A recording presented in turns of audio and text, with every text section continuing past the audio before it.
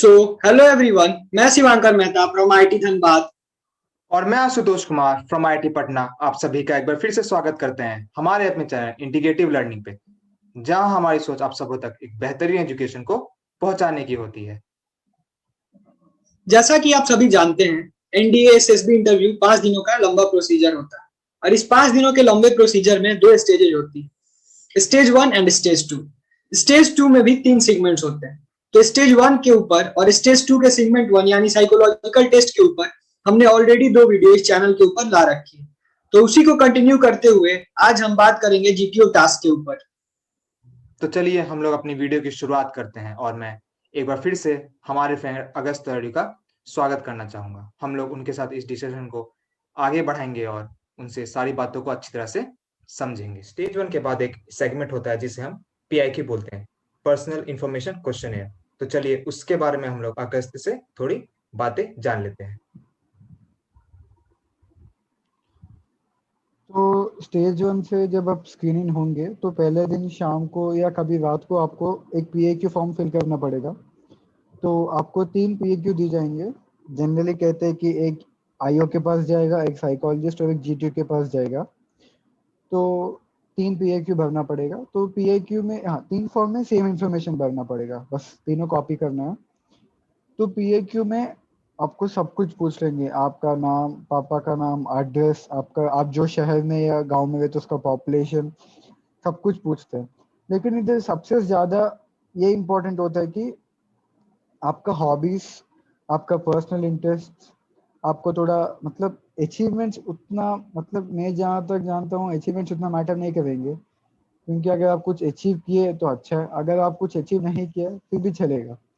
And इधर एक बहुत गलत फहमी होती है लोगों को कि जनरली नॉन स्पोर्ट्स वाले बैकग्राउंड वाले जनरली रिकमेंड नहीं होते। वो बहुत गलत फहमी है। मैं नॉन स्पोर्ट्स वाला बैकग्राउंड मतलब स्पोर्ट्स में बहुत इंटरेस्ट था, लेकिन ओनली कोचिंग लेवल तक खेला था मैंने। स्कूल इंटर कॉलेज कभी नहीं खेला। स्पोर्ट्स पे इंटरेस्ट तो है मुझे। तो और मैं बचपन में आईआईटी का कोचिंग भी अटेंड करता था। तो मैंने normal state board school attend किया। तो लेके जनरली सैनिक स्कूल वालों को एज वेज होता है, हो सकता है क्योंकि वो लोग बचपन से वो माहौल में थे, लेकिन it can't restrict you from getting recommended. तो दोज आर ऑल सेकेंडरी। आपको पहला अगर आप में एक अच्छा ऑफिसर दिख रहा है वो लोगों को, तो दे रिकमेंड यू। तो पीएक्यू में जैसा मैं बोला था कि आपको जो भी हॉबीज है तो अच्छे से भर लो। एंड अगर उधर थोड़ा इनोवेटिव रहने की कोशिश करो, मतलब ऐसा है कि if you don't have innovative hobbies don't write. अगर जैसा मैं एक बंदा को देखा था, उसका हॉबी था रिफ्लेक्सिव राइटिंग, मतलब वो बहुत इनोवेटिव हॉबी था। मैंने कभी ऐसा हॉबी कभी नहीं देखा था। तो रिफ्लेक्सिव राइटिंग मतलब अगर आप कभी एक बहुत अच्छा इंसिडेंट या बहुत शॉकिंग, मतलब एक ऐसा इंसिडेंट आपका लाइफ में हुआ जो आप बोल नहीं सकते, तो उसको आप एक डायरी में लिखते हैं, उसको रिफ्लेक्सिव राइटिंग कहते हैं। मतलब जहाँ तक मुझे याद है उसी को रिफ्लेक्सिव राइटिंग कहते हैं। तो अगर आपके पास कुछ अच्छा इनोवेटिव हॉबीज है तो just put on the paper. वो काम आ सकते हैं फ्यूचर में। तो बस। एंड उधर ट्राई टू बी योरसेल्फ। अगर आपके पास फॉर एग्जांपल अगर आपने कुछ इंटर स्कूल वगैरह में ट्रॉफीज नहीं जीते, फिर भी आप लिखने की कोशिश करो कि मैंने जीत लिया, तो वो दैट मतलब आप खुद को खुद पे चीट कर रहे हो, तो that is not right, don't do that. तो उधर जैसे 10th 12th सेपरेट होंगे, पहले 10th क्लास तक पूछेंगे, फिर 11th 12th। अगर आप ग्रेजुएशन के बाद जा रहे हो तो ग्रेजुएशन में भी पूछेंगे। उधर पूछेंगे एंड में अचीवमेंट्स। तो मैंने 10th तक या 12th तक स्पोर्ट्स या एनसीसी में उतना अचीव नहीं किया था। तो मैंने 12th में ये अचीवमेंट, 10th में मैंने कोचिंग के लिए एक फाइनल तक एक समर कप का टूर्नामेंट खेला था, वो लिख दिया था। और जब 12th का बात आया था, जब मैं वाइजैक में गया था 12th में, नो अचीवमेंट्स लिख दिया था मैं। लेकिन भोपाल में ये याद आया था कि मैंने आईआईटी एग्जाम क्रैक किया। तो मुझे लग रहा था कि ये कहीं ना कहीं एक अचीवमेंट हो सकता है। तो मैंने लिख दिया कि crack the JEE advance examination, क्योंकि मैं उसको बहुत बड़ा अचीवमेंट मानता हूँ। जैसे मैं 12th तक हूँ तो मैं ग्रेजुएशन का बता नहीं। तो बस खुद के ऊपर कॉन्फिडेंस रखो कि आपने आपको जो भी अचीवमेंट लगता है वो लिख दो। अगर वो लोग तुम्हें पूछते हैं तो बोल दो, sir I consider it as an achievement in my life. बस पीएक्यू, हाँ, अगर पीएक्यू को थोड़ा मतलब पीएक्यू को थोड़ा ध्यान से पढ़े कि आपने क्या क्या लिखा है। क्योंकि उधर बहुत कुछ पूछ लेते हैं, पीएक्यू पे बहुत कुछ चलता है। जैसे मैंने क्या लिखा था हॉबीज में, एक लिखा था ट्रैवलिंग और कुकिंग भी ऐड किया था मैंने। तो मैंने आईओ इंटरव्यू ने पूछा था कि डू यू ट्रैवल, तो मैंने बोला था हाँ, तो मैं ऑलमोस्ट 10 मिनट का इंटरव्यू ट्रैवलिंग के ऊपर चला था। तो ऐसा पीएक्यू में आपका स्ट्रॉन्ग पॉइंट लिख दो ताकि इंटरव्यू में थोड़ा अच्छा हो जाए आपके लिए, बस यही है पीएक्यू। बहुत ही अच्छी तरह से आपने सारी चीज को एक्सप्लेन किया और मुझे पक्का विश्वास है कि जो हमारे व्यूअर्स हैं उनका सारा डाउट इससे क्लियर हो गया होगा। तो चलिए इसी के साथ हम लोग स्टेज 2 के सेकंड सेगमेंट में चलते हैं, जिसे हम लोग बोलते हैं जीटीओ टास्क, और जान लेते हैं कि जीटीओ टास्क में क्या क्या चीजें होती हैं। मैं चाहूंगा कि अगस्त जीटीओ टास्क के बारे में कुछ कुछ इंपॉर्टेंट इंफॉर्मेशन दें। तो शायद सभी एस्पिरेंट्स को पता होगा कि जीटीओ 2 दिन का होता है, जनरली 2 दिन। आजकल थोड़े लोग कह रहे थे कि एक दिन में मैं जीटीओ हो गया था, हो सकता है। तो जीटीओ में पहला होता है ग्रुप डिस्कशन, फिर होता है ग्रुप प्लानिंग। मतलब ग्रुप डिस्कशन में भी 2 भाग होते हैं। पहले में आपको ऑफिसर 2 टॉपिक्स देंगे, सब कैंडिडेट्स मिलके एक को चूज करके उसके ऊपर डिस्कस करना है। और सेकंड टॉपिक जो होगा वो खुद ऑफिसर ही देंगे, आपको चॉइस नहीं है, you have to go with the given topic. तो एक हो गया जीडी, फिर हो गया ग्रुप प्लानिंग। तो जनरली ये पहले दिन करवाते हैं, उसके बाद हाँ पहले दिन में और भी करवाते हैं, तो ये पहले करवाते हैं। तो ग्रुप डिस्कशन में आपको थोड़ा करंट अफेयर से टच में रहना पड़ेगा। मैंने 99% एक्सपेक्ट किया था, मेरा दिसंबर में था, तो एक फार्मर्स इश्यू बहुत हॉट टॉपिक था वो टाइम पे। तो मैंने एक्सपेक्ट किया था कि फार्मर्स इश्यू पे जरूर एक टॉपिक आएगा। तो हाँ, मेरा फर्स्ट टॉपिक था एक था फार्मर्स इश्यू, और उसका चॉइस था कोविड के ऊपर, कोविड वैक्सीन के बारे में। तो हमारे में टोटल 8 कैंडिडेट्स थे, तो 4 agreed with farmer, 4 agreed with Covid. तो मैंने एक पॉइंट ऐड किया था कि आजकल जो हॉट टॉपिक चल रहा है, of course Covid is also hot topic, लेकिन जहाँ तक मुझे पता है कि थोड़े लोग, मतलब मैं तो फार्मर से कंफर्टेबल हूँ, मैंने मेरा पॉइंट बोल दिया कि I am comfortable with farmers issue. तो बाद में 4 लोगों में 2 लोग भी फार्मर बोल दिए थे, तो we agreed finally with the farmers issue. तो डिस्कशन स्टार्ट हो गया था। तो ऐसे डिस्कशन स्टार्ट हुआ, एंड इस बार थोड़े थोड़े डिस्कशंस में बहुत सारे कैंडिडेट, जैसे मैंने पहले दिन का बोला था पीपीटीटी जैसा, कि डिस्कशन में थोड़े लोग बहुत डोमिनेटिंग रहते हैं।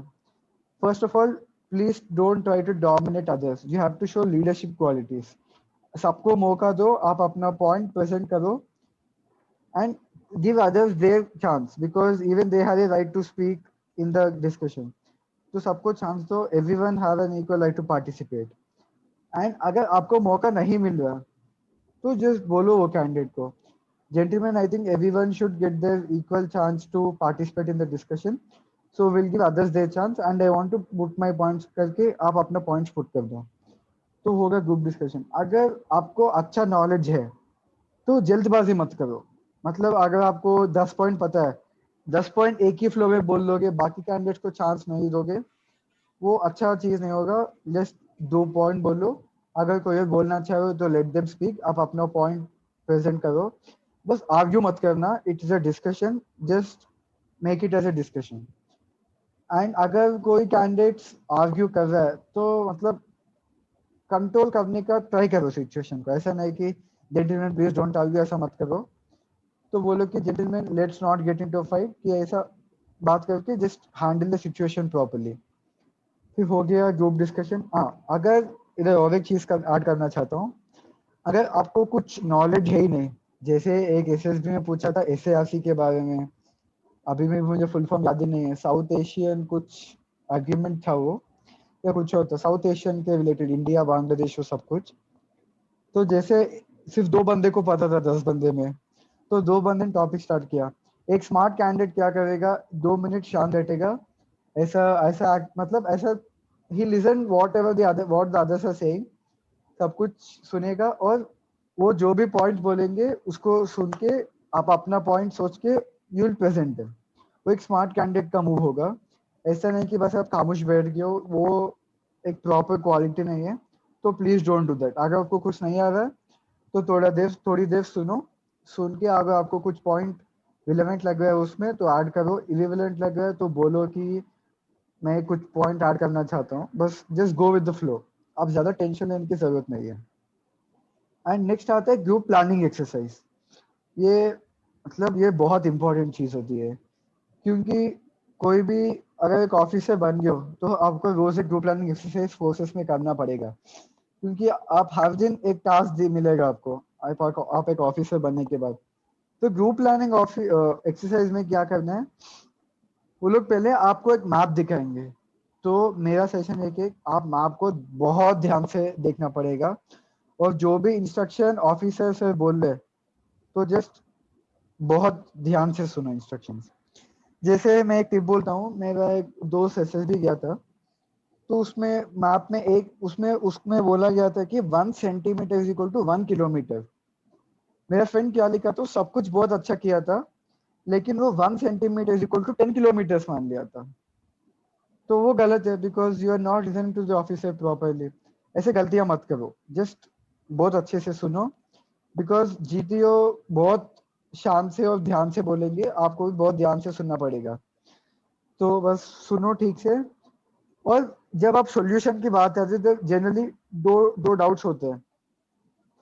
एक डाउट होता है कि जो सॉल्यूशन लिखते हैं ग्रुप प्लानिंग एक्सरसाइज में, वो पैराग्राफ में लिखना है कि पॉइंट्स में लिखना है। अगर आप मेरा टिप पूछते हो तो गो विथ पॉइंट्स, बिकॉज अगर पॉइंट्स में लिखते हो कि आपका सॉल्यूशन जो है वो बहुत क्लीन हो जाएगा। कि पॉइंट्स में जैसा पैराग्राफ में लिखते हो तो 2-3 सेंटेंस बीच में ऐड करना पड़ेगा, which can waste your time, और जीटीओ को भी मतलब थोड़ा बोरिंग लगेगा पढ़ के। अगर पॉइंट्स में लिखते हो एक सॉल्यूशन बहुत जल्दी हो जाएगा, और ऑफिसर को लगता है कि ये बंदा बहुत क्लीन आदमी है, he want to put his point straight forward, कि अच्छे से एक पॉइंट को बहुत क्लीनली रिप्रेजेंट करेगा, पॉइंट्स में बहुत डिग्निफाइडली रिप्रेजेंट करेगा। तो गुड, स्ट्रेट फॉरवर्ड नहीं कह सकते, लेकिन बहुत डिग्निफाइडली रिप्रेजेंट करोगे। तो जस्ट पॉइंट्स लिखो। अगर आप पॉइंट्स में नया मतलब आपको लगे कि पैराग्राफ में ही लिखना कंफर्टेबल है तो लिख सकते हो पैराग्राफ में, उसमें कोई गलती नहीं, लेकिन 90% या 100% पॉइंट में लिखने का कोशिश करो। एंड जब सॉल्यूशन की बात आती है तो मतलब थोड़े जनरली 4-5 सिचुएशन होंगे, तो थोड़े सिचुएशन को आप मतलब इग्नोर कर सकते हो। जैसे अगर आप में एक सिचुएशन आ गया कि आदमी मतलब आदमी का ही इज गेटिंग बर्न, फिर एक में हो रहा है कि मतलब उसको हेल्थ का कोई सीरियस इश्यू है, एक पेट्रोलियम रिफाइनरी में ब्लास्ट प्लान किया गया, आपको पता चल गया। और चौथे इश्यू होगी कि एक फार्मर ने उसका एक्स को वेल में खो दिया। तो जब आपको आपके पास और आपको जनरली वो लोग एक कंडीशन देंगे कि आपको वॉलीबॉल या मतलब फाइनली पहुंचना है किसी जगह, आपको कॉलेज जाना है। तो मतलब अगर आपको इतना इंपॉर्टेंट सिचुएशन है, बहुत सा इंपॉर्टेंट सिचुएशन है, तो देखो अगर आपके पास अच्छे से सॉल्यूशन है तो रिप्रेजेंट करो। मेरा टिप यह है कि अब जैसे इतने सारे इंपॉर्टेंट सिचुएशन है, जैसा एक बंदा जल रहा है, एक पेट्रोल रिफाइनरी में ब्लास्ट प्लान किया which can affect people 100 people's life, और उसके बीच में एक आग से एक वेल में गिरना, वो इंपॉर्टेंट सिचुएशन नहीं है। एक्स 50 रुपए खर्च कर गया, 60 रुपए, आप उसके लिए आप वेल में कूद के एक जान को वापस खतरे में डाल रहे हो। तो उसको मतलब एक्स को लेना है क्यों, उसको बस पैसे देके छोड़ दो। तो उसको एक्स की वजह से उसका ज्यादा नुकसान नहीं होगा, पैसे देके छोड़ सकते हो। अगर थोड़ा अगर आपको लगता है नहीं नहीं नहीं मुझे एक्स भी देना है, तो आप कर सकते हो, मतलब उसको स्मार्टली हैंडल करना, सबको सॉल्व करके फिर इसके पास आओ। This should be given the last priority. But if you ask my opinion, ऐसी सिचुएशन को इग्नोर करो, बिकॉज वो लोग इसमें एक लाइफ का डेंजर ज्यादा नहीं है, इकोनॉमी का ज्यादा लॉस नहीं है, सिर्फ एक आग से आप उसको खरीद के दे सकते हो। तो just ignore such situations and बाकी सिचुएशन को ठीक से हैंडल करो।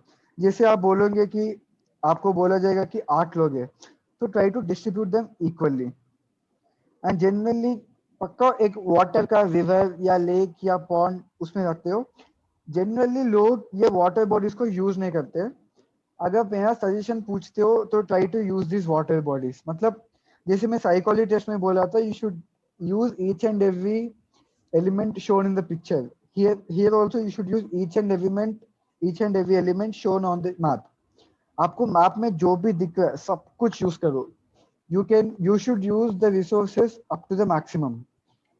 आपको 2-3 लोग भी बीच में मिलते रहेंगे, उनको भी यूज करो सॉल्यूशन सॉल्व करने के लिए. बस यही ग्रुप प्लानिंग एक्सरसाइज है. ग्रुप प्लानिंग एक्सरसाइज में भी कोई डिस्कशन होगा, लेकिन इधर आपको एक फाइनल सॉल्यूशन में आना जरूरी है. वो एक ऑफिसर आपको बोलेंगे. तो अगर आपको अपना पॉइंट बहुत सही लग रहा है तो ट्राई टू कन्विंस अदर्स. अगर वो लोग नहीं मान रहे थोड़ा ट्राई करो.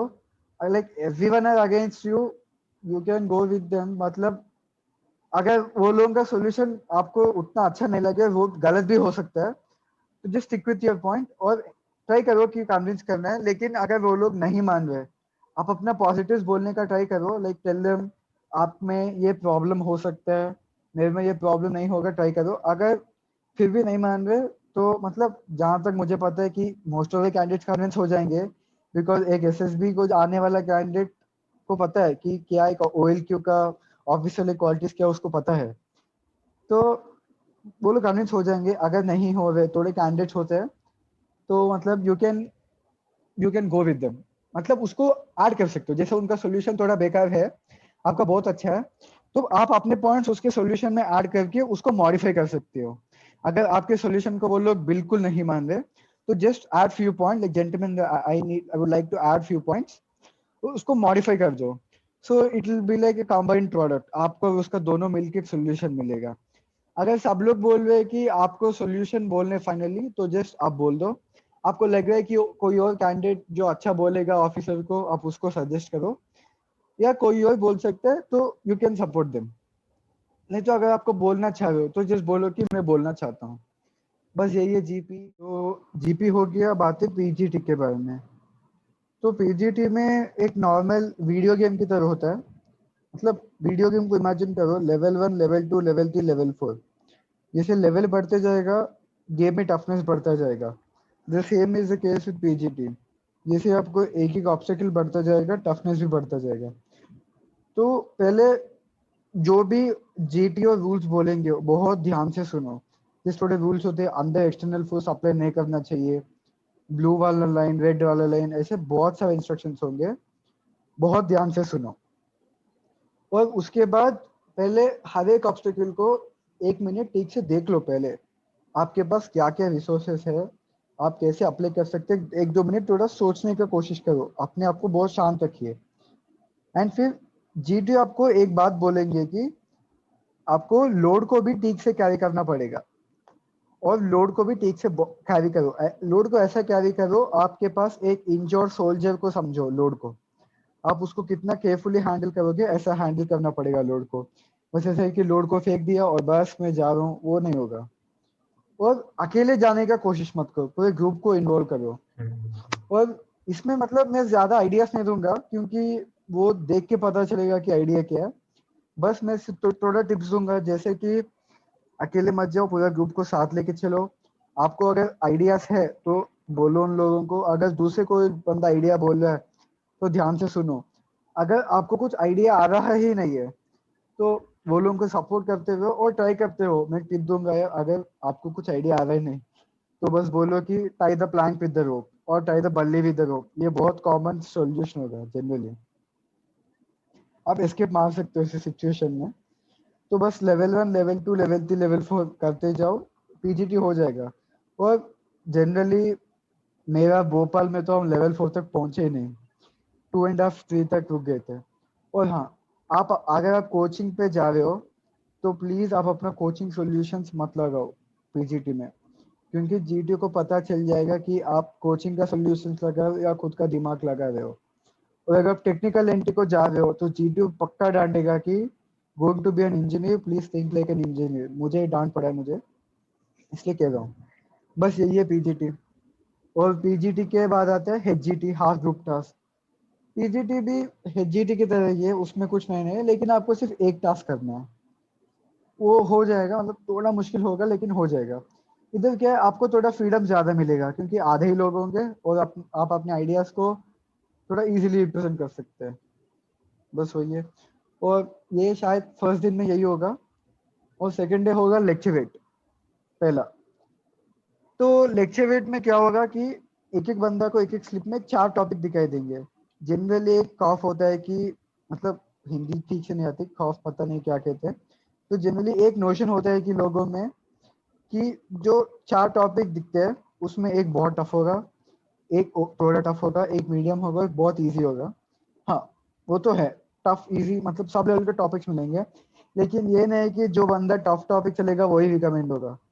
मेरे टॉपिक्स थे, एक था जीटीओ, एक था टूरिज्म, एक पता नहीं थोड़ा आई गेस जेंडर के ऊपर, और चौथी थी फेस्टिवल्स ऑफ इंडिया। यार मैंने सबसे इजी टॉपिक चूज किया, फेस्टिवल्स ऑफ इंडिया। ये मतलब थोड़े लोग बोले थे कि क्यों यार तू फेस्टिवल्स ऑफ इंडिया चूज किया, वो बहुत इजी टॉपिक है, तुझे मार्क्स नहीं मिलेंगे, लेकिन वो सब गलत है।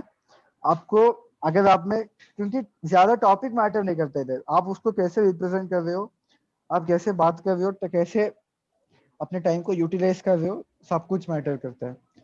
और हाँ, पूरे जो लोग वो लोग जितने टाइम देते हैं बात करने की कोशिश करो, एटलीस्ट 2.5 मिनट्स तक तो बात करने की कोशिश करो, उसके बाद एक बेल बजता है, देन टाइम है तो अगर टॉपिक है तो बात कर लो, वरना छोड़ दो। वो सब ज्यादा मतलब मैटर करता है, लेकिन उतना ज्यादा नहीं। और हाँ, जीटीओ को ही मत देखो, सबको देखते रहो, look at all the candidates. It's like imagine करो एक बड़ा ऑफिसर जो कोई बात कर रहा है माइक के ऊपर एक कॉन्फ्रेंस हॉल में। जनरली एक ऑफिसर कैसा बात करेगा, ऐसा बात करना चाहिए आपको लेक्चर में। बस वही है। यहाँ पे मैं एक बात पूछना चाहूंगा अगस्त। यहाँ पे ये पूछना चाहूंगा कि मतलब जो टॉपिक्स होते हैं वो मतलब इजी होते हैं लगभग। जैसे अ, आशुतोष के साथ क्या हुआ था कि उसको माई हॉबी पे मिला था, मतलब उसने माई हॉबी पे सिलेक्ट किया था। तो ये मतलब डेली लाइफ से रिलेटेड टॉपिक्स ही होते हैं लेक्चरेट के। तुमने जैसे बताया कि फेस्टिवल्स ऑफ इंडिया हो गया, मतलब ये जो टॉपिक्स होते हैं वो डेली लाइफ से रिलेटेड ही होते हैं, मतलब बहुत टफ नहीं होने हाँ वाले हैं लेक्चरेट के टॉपिक्स। ज्यादा टफ नहीं होते हैं मतलब कि। हाँ, वो तो है। हम्म, हाँ ठीक है, बस फिर फिर तुम्हारी उसके कंटिन्यू बाद करो। आता है इंडिविजुअल ऑब्स्टिकल्स। तो अगर फिजिकली फिट हो यार तो तुम 10 कर पाओगे। मेरे साथ हमेशा डबल डिच होता ही नहीं।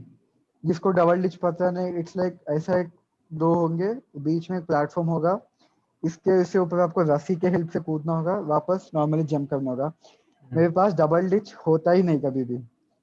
मैंने इस बार भोपाल में 10 में सिर्फ 4 किया था, वो फिर भी मैं रिकमेंड हो गया।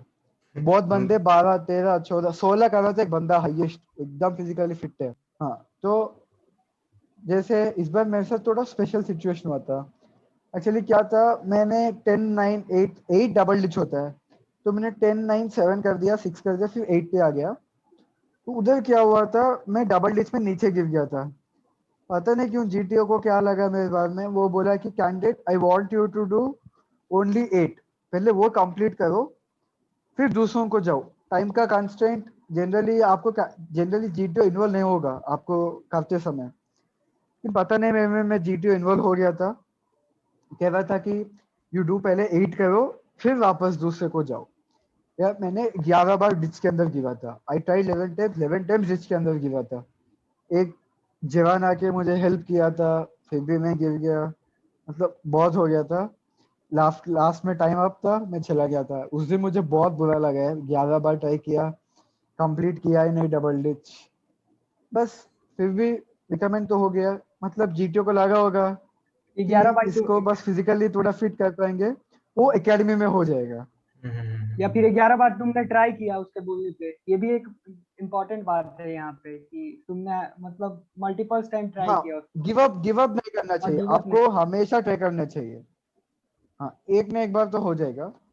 वो तो इंडिविजुअल हम्म, ऑब्स्टिकल्स, और उसके बाद आता है कमांड टास्क। कमांड टास्क भी बहुत डिसाइडिंग फैक्टर है भाई।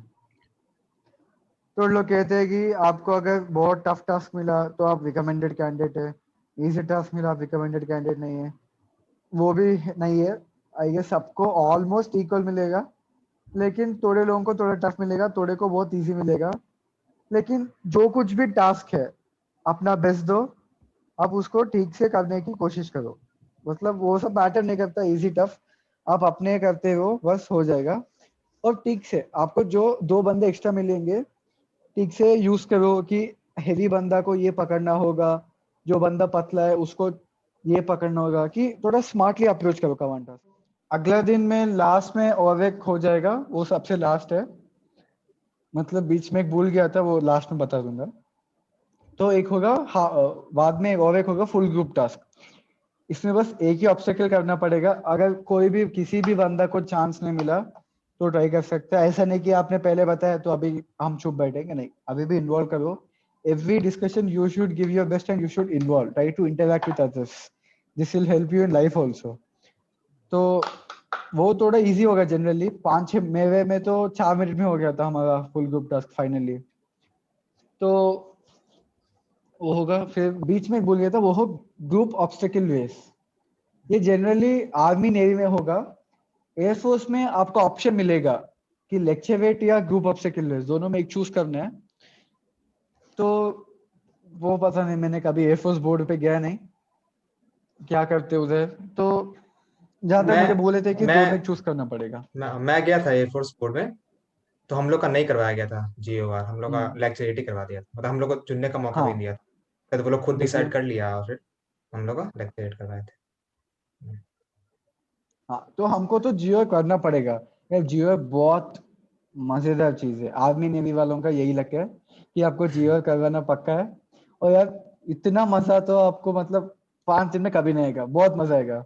आपको एक छोटा सा एक कुशन जो बना हुआ स्नेक दिया जाएगा, आप उसको लोड के से कैरी करके, वो जो ऑब्स्टेकल्स होते हैं वो यार बहुत मजेदार होते हैं, स्पाइडर वेब, फिर जंप करना होता, लास्ट में क्या आपको थोड़ा रोल करना होगा, बहुत मजा आएगा। मैं कह रहा हूँ ना, आपको GOR में बस थोड़ा एक वॉर क्राई होगा, वॉर पे मतलब आपको बहुत जोश में आ जाएंगे आप लोग।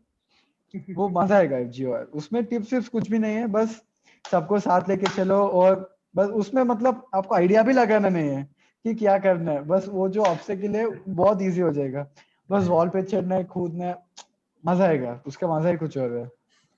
आप जब जाओगे तो आपको पता चलेगा, जो रिपीटर्स है उनको पता ही है क्या होगा। तो बस यही है GTO का पार्ट। तो अगस्त ने बहुत ही अच्छे तरीके से हर चीज को एक्सप्लेन किया कि हमें GTO टास्क में क्या क्या करना होता है। तो इस वीडियो में हमने स्टेज 2 के GTO टास्क से रिलेटेड सारी बातें की, सारी बातों को बहुत अच्छी तरीके से समझा। अगस्त लोरी ने बहुत ही अच्छी तरीके से हमें बताया कि हमें किन बातों को फॉलो करना चाहिए और किन बातों को नहीं करना चाहिए। अगर आपको अभी भी कोई डाउट है तो आप हमसे कमेंट सेक्शन में पूछ सकते हैं, उन डाउट का जरूर आपको सॉल्यूशन प्रोवाइड करेंगे। तो इस वीडियो को हम यहीं पे एंड करते हैं, और जो हमारा स्टेज 2 का जो हमारा नेक्स्ट सेगमेंट है, जिसे हम पर्सन इंटरव्यू कहते हैं, उसे हम अपने नेक्स्ट वीडियो में कवर करेंगे। तो अगर आपको ये वीडियो पसंद आई हो, आपके लिए ये वीडियो हेल्पफुल रही हो, तो इस वीडियो को लाइक करें और साथ ही साथ एनडीए एस्पिरेंट्स और एसएसबी एस्पिरेंट्स को शेयर करें और हमारे चैनल को भी सब्सक्राइब करें। साथ ही साथ बेल आइकन को भी प्रेस कर दें ताकि आगे आने वाले टाइम में एजुकेशन से related useful content, useful video आपको इस चैनल के थ्रू मिलती रहे। तब तक के लिए thank you and all the very best.